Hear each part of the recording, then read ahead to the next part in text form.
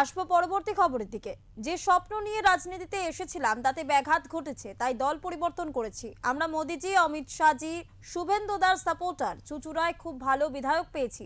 চুচুড়ার বিধায়ককে পাশে নিয়ে বললেন রচনা বন্দ্যোপাধ্যায়। অভিনেত্রী তথা সাংসদ আরও বলেন, কোনো চিন্তা ভাবনা নিয়ে রাজনীতিতে আসিনি। এখানে যদি দাদারা সহযোগিতা করেন, মাননীয় মুখ্যমন্ত্রীর সহযোগিতা পাই, আমাদের হুগলির প্রচুর উন্নয়ন হবে। এবং সাথে আপনার যে দিওয়াল আছে ওটাও কাঁচা থাকতে হবে।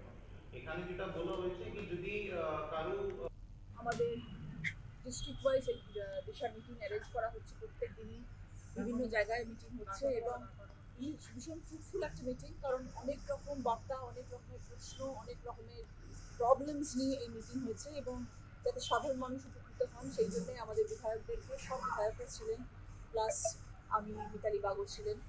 তো আমরা সাংসদরা অনেক কিছু জানলাম, বুঝলাম, আগামী দিনে মানুষের কাছে পৌঁছতে গিয়ে এবং মানুষের যখন কোনো প্রশ্ন আসবে তখন আমরা কীভাবে সকলের সম্মুখীন হব সেই বিষয় নিয়ে আজকের এই মিটিং ছিল এবং যথেষ্ট ইম্পর্টেন্ট মিটিং ছিল।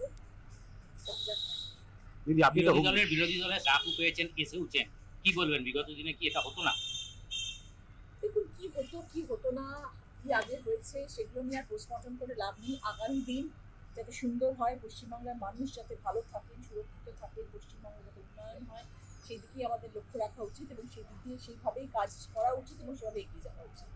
চিন্তা ভাবনা নিয়ে রাজনীতিতে আসি, সেটা যদি দাদার সহযোগিতা পাই তথা আমাদের অনারেবল সিএম এর সহযোগিতা পাই, নিশ্চয়ই আমাদের জেলার প্রচুর উন্নয়ন হবে এবং আমরা ভালো কাজ করবো। তার মানে চুচু আপনার মনোমতন বিধায়ক পেয়েছেন এবার উন্নয়ন করার জন্য। একদম উনি মতো করে পেয়েছে।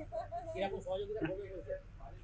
কোনো দরকার নেই, আমরা সবাই সাপোর্টার ভারতীয় জনতা পার্টির এবং আমরা সবাই সাপোর্টার মোদিজির, অমিতজির এবং শুভেন্দুদার।